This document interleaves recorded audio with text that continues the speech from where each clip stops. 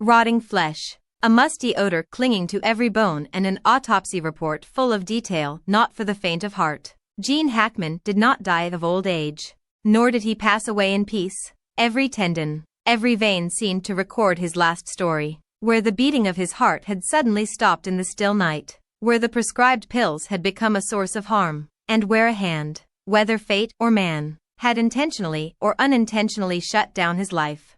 The autopsy report even slightly lifted the dark curtain over Gene Hackman's final days, where truth and falsehood intertwined to create a terrifying result. Hollywood may forget his glory, but the terrible details in this report will forever be etched like a curse clinging to the depths of despair. Gene Hackman's house has become eerily quiet lately.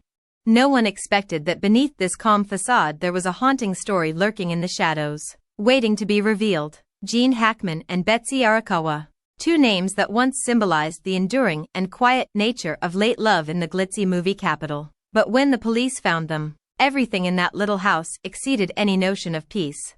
There were no signs of riots or violence at the scene. Not a single door was broken down. Not a single window was broken. There were no shards of glass or bloodstains scattered on the floor. Everything was impossibly perfect, as if time had frozen the moment they entered eternal silence. Strangely enough, both bodies had entered a state of advanced decomposition, a sign that they had left this world a few days before their discovery.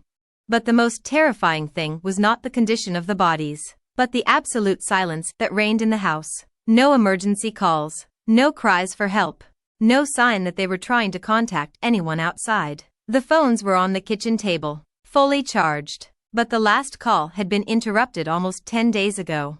The anxiety deepened as investigators entered a small room at the end of the hall that held the familiar cage of Xena, a small dog that Gene considered a true member of the family. Xena lay in the cage with her eyes closed, her small body curled up as if she were in a deep sleep, but the cage was locked from the outside. Nobody knew why. No food remains, no scratches, no signs of struggle. Xena's departure was as silent as her owner's. But it was the first element that opened the door to an unresolved nightmare. The investigative team's first mistake came from what seemed like the smallest detail. They confused Xena with another dog Gene mentioned in an old interview. This error not only slowed the identification process, but also allowed conspiracy theories to spread on online forums. Some claimed that Xena had never lived in the house, that the dog was just a replica that had been brought to deceive someone or something watching the Hackman family. These outlandish theories became stronger when news of the house being completely closed was revealed. No signs of forced entry, no strange footprints, no signs of anyone coming in or out for over a week. The house was locked like a grave, the anonymous investigator muttered as he left the scene. But even the grave wouldn't be so silent. From the absolute silence of the house, rumors began to emerge about a silent curse weighing down the Hackman family. Some claimed that Gene accidentally bought the strange item while filming in Japan in the 1990s, and that numerous silent tragedies have haunted him ever since. Others believe that Betsy, who was extremely sensitive to spiritual matters, often felt an unseen presence in the house, especially after Gene's 90th birthday. Yet they always chose silence, as if they believed that if they didn't mention it, everything would dissipate like mist under the sun. But fog doesn't dissipate easily, especially when it has seeped into every wall, every little crack in the house. 9 days. Enough time for the legends to fall into silence. And over those 9 days, the story of Gene Hackman and Betsy Arakawa gradually grew into a haunting legend, where every whisper could be true and every dark corner hid a piece that no one dared touch. Xena's misidentification initially seemed like a minor flaw in the complex case surrounding Gene Hackman and Betsy Arakawa. But as the investigation deepened, elements became clearer. It was not just an oversight, but a clue, the first bone in the skeleton of truth, buried under the murky mud of theory and unspoken obsessions. Xena was no ordinary pet or companion. She was a little soul, closely connected to Betsy's every breath. From her early days living with Gene, Betsy had treated Xena as an integral part of her life. There were times when Gene joked that Xena was Betsy's true partner, while he was just a passive observer, watching the journey of these two little souls over the years. Yet when the door of the house was broken down, Xena lay motionless in her little box, locked from the outside, with no sign of resistance, no howl resounding through the lonely days. The anomaly did not stop with Zena's inexplicable isolation. There were signs of two other dogs in the house, the Hackman family's faithful creatures, but strangely enough, both were healthy and roaming freely. So why was Zena singled out and locked up? Who locked the cage? And, most importantly, why didn't anyone hear any sound? Not even a faint bark. That something terrible was happening? The time difference between Gene Hackman's last contact with the outside world and the moment the police broke down the door, 9 days, was not just a number. It was an abyss where the last hours of two people who were once icons disappeared into the darkness, without a trace, without witnesses, without anyone to remember. During these 9 days, the neighbors did not hear any strange sounds. They assumed Jean and Betsy were just enjoying their usual privacy. No parties, no guests, no signs of life suddenly stopping. This raised an important question. Why didn't anyone notice their absence for over a week? Gene Hackman was not only a living legend, but also a man with an almost constant daily routine. The newspaper delivery boy didn't see him pick up the newspaper. The postman bringing the mail didn't get an answer. But no one really suspected anything. The prolonged silence was as if the house had voluntarily sunk into a layer of silent fog. No one breaking through. No one touching. The answer, perhaps, lay in the cell phone found on the kitchen table. Fully charged, but the screen was locked. No one but Jean and Betsy knew the password. When electronic forensics experts intervened, the last conversations between Jean and Betsy gradually resurfaced. But not in the normal way. The news suddenly stopped at 10:17 p.m. Saturday night. No goodbye messages, no goodnight wishes. The conversation ended with a short sentence from Betsy, typed quickly into the message field but never sent. He's at home. Just a few words, but as heavy as a stone weighing down the hearts of those who read them. The question is, what was it? Someone or something invisible? Who or what has infiltrated their safest space? The place Jean once called a sanctuary. A private sanctuary that the world couldn't touch. An old photo was found next to Jean's phone. A photo of 3 people, Jean, Betsy and a stranger. Oddly enough, the third person's face had been scratched out, as if someone had tried to completely erase his presence from the house's memory. No one knew when the photo was taken, nor did anyone understand why it was placed next to the phone. Investigators whispered among themselves that some houses, after the owners leave, lock their doors, but still retain sounds, memories, breathing in shadows in every wall. Gene Hackman and Betsy Arakawa's house wasn't one of them. There was nothing but absolute emptiness there, as if the two souls had been swallowed and every sound, every trace that had once existed had been erased by someone or something. Zena's misidentification was just the beginning. Behind these doors, everything waited to be told, not through human words, but through the echoes of the walls that witnessed the entire nightmare. It's at home. This short sentence was never sent, but it became the first key to unlocking doors that should not have been opened. A door that led to the bottomless darkness where 9 days passed like a broken dream, with no one knowing where the beginning or the end was. No one on the Santa Fe County forensics team could forget the morning of February 27, when 2 bodies were transported to the morgue under a dark, sealed tarp. Gene Hackman's name was on the bag, along with Betsy Arakawa, a quiet woman who had been with him for decades. The transport staff spoke in hushed tones, as if the very air around these bodies was whispering untold stories. Nobody laughed. Nobody joked. This cold atmosphere clung to every corner of the room, where whispers from the afterlife echoed softly and persistently. When the cloth was removed, the entire room seemed to freeze. The body of Gene Hackman, the man who had once strutted majestically down Hollywood red carpets, now bore an inexplicable strangeness.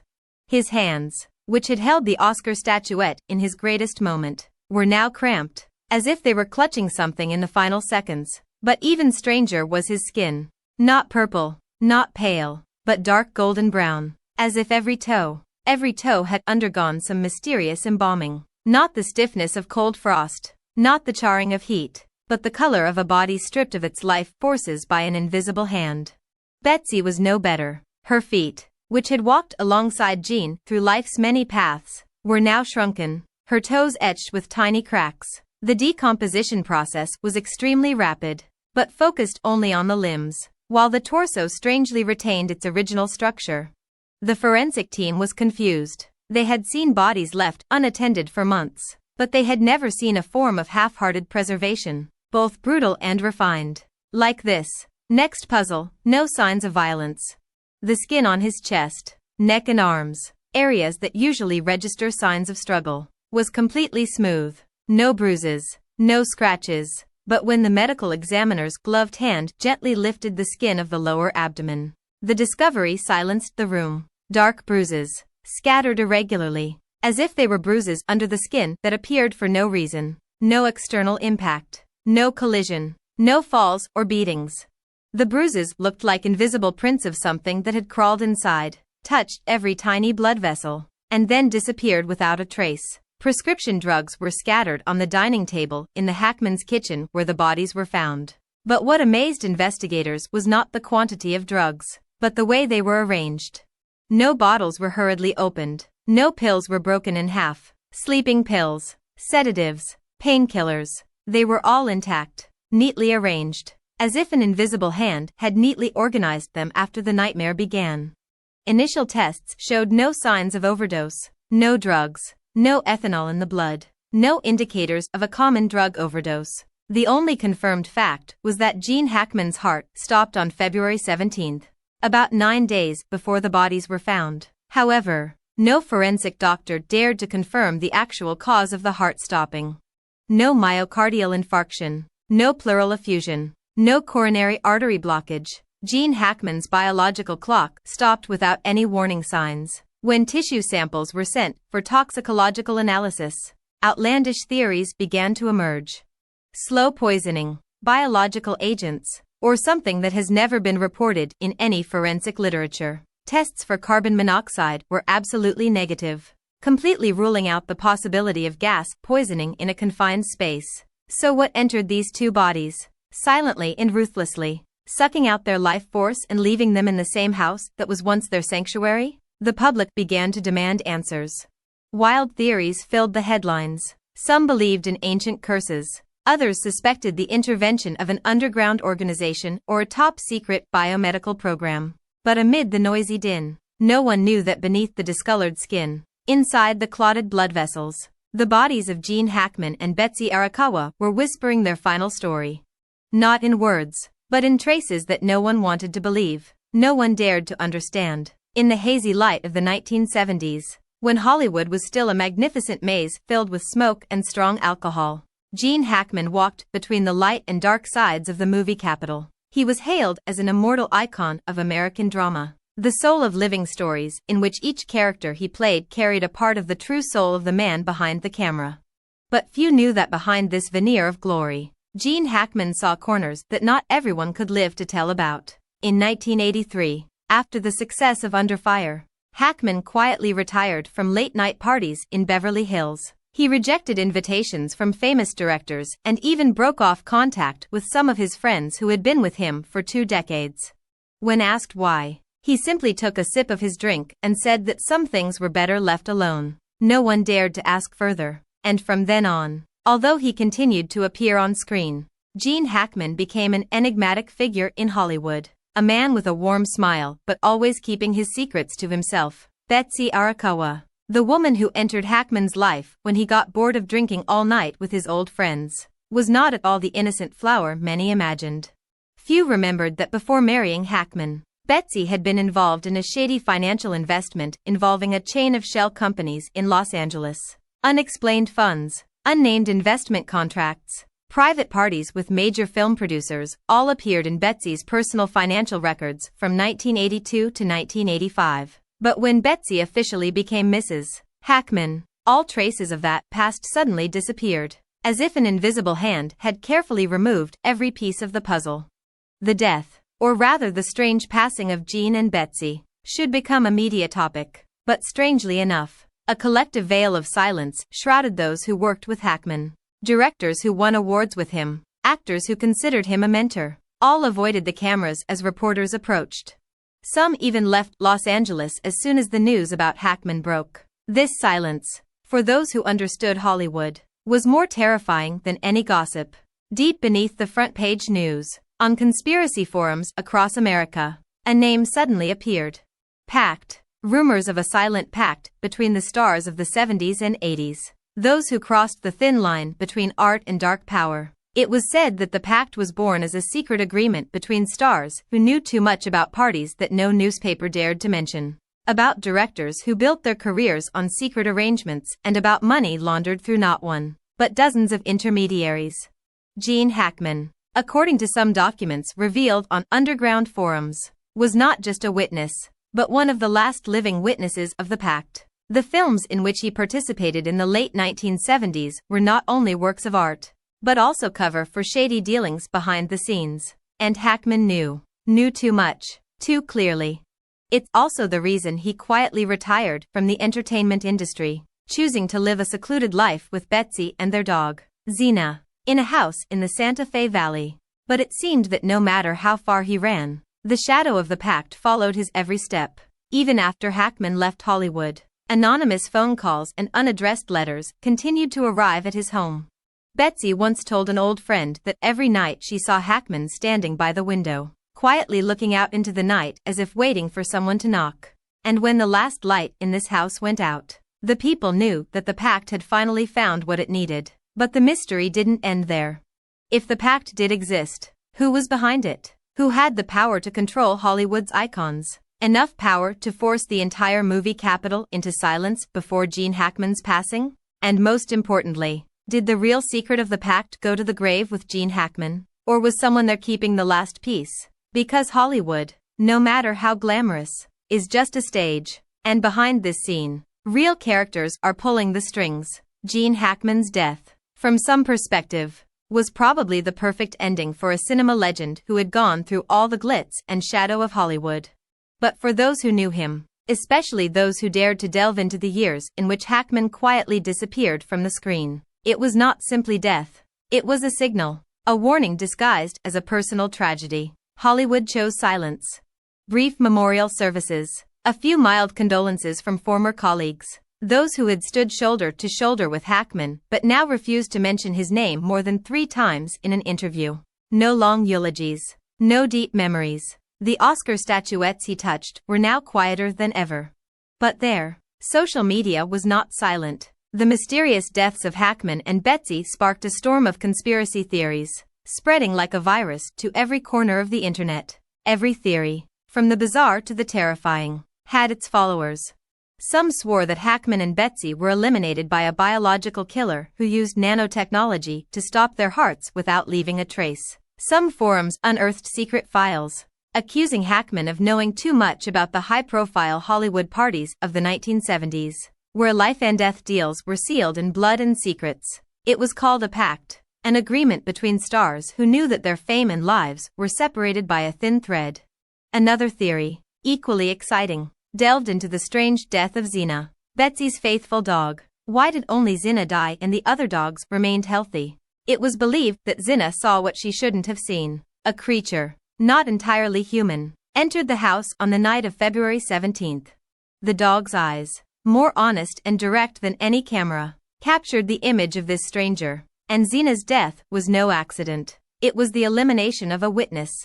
Betsy Arakawa, the woman who spent her life hiding in Gene Hackman's shadow, was now the subject of every theory. Was Betsy really just a quiet wife? Or was she the fulcrum of the whole mystery? Suspicious investments, secret financial transactions linked to anonymous entities in both the US and Japan, all led back to her. A woman who seemed to have nothing out of the ordinary except an unfinished piano piece. The last lines of the autopsy report ended with a terrifying statement.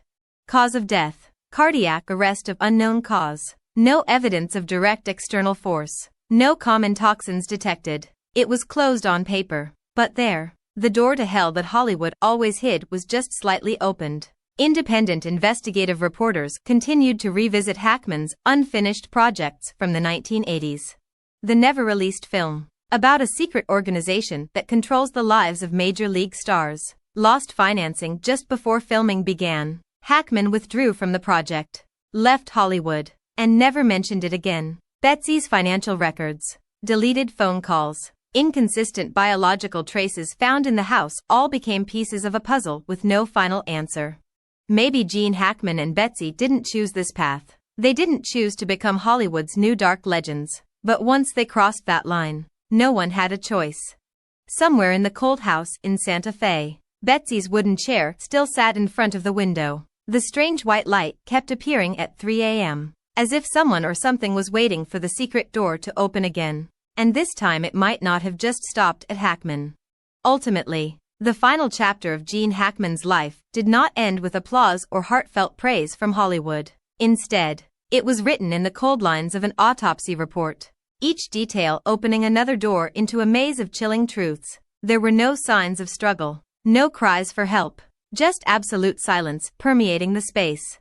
Everything in Hackman and Betsy Arakawa's home has been preserved to an extraordinary degree, as if someone or something had meticulously orchestrated every last moment. For a man who spent his life portraying imperfect heroes, individuals struggling between light and darkness, Gene Hackman himself passed away in history without a clear villain or specific crime. All that was left was the growing sense that an invisible hand had orchestrated this ending. An ending so chilling that it made even the most seasoned investigators shiver.